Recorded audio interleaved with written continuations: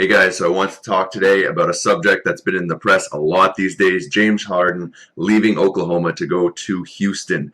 A lot of people have been saying this is a ripoff for Oklahoma. I kind of see it a different way. If you look at James Harden, you look at a guy, yes, he had a big first game in Houston. Bunch of points, bunch of assists, looking like a star.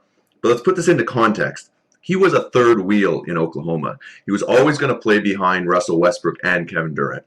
Yes, there could be an argument made that they should have shipped off Westbrook, kept Harden, and you know what? I'm one of those people that I would actually agree with that. But they decided to stick with Westbrook. So if you think about it, him being a third wheel there or the first tier guy there in Houston, it's apples and oranges. You can't compare the numbers, can't compare the production. He has the ability, but unless you're willing to give him at least that kind of second tier place next to Durant, he was never going to fulfill his potential. Now, if you look at the guys they got back, Kevin Martin, a really efficient offensive player who can play the two, veteran guy. I think he's going to fit really well as that third scorer on that team.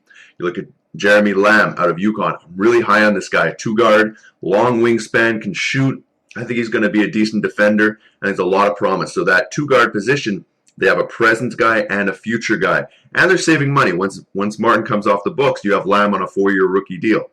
Plus, you're getting 2 first-round draft picks, one being Toronto, almost a guaranteed lottery pick. Not top 3, but guaranteed lottery pick.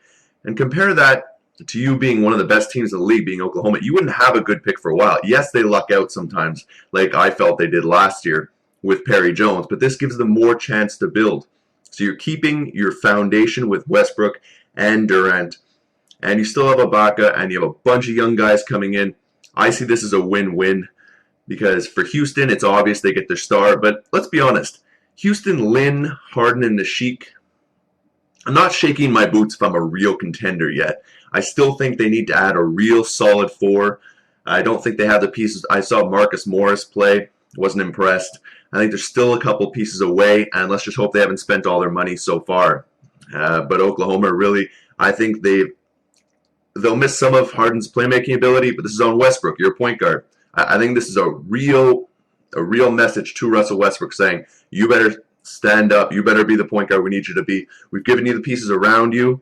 Obviously, get Durant a little more involved than you did in last year's playoffs, and the team's in your hands.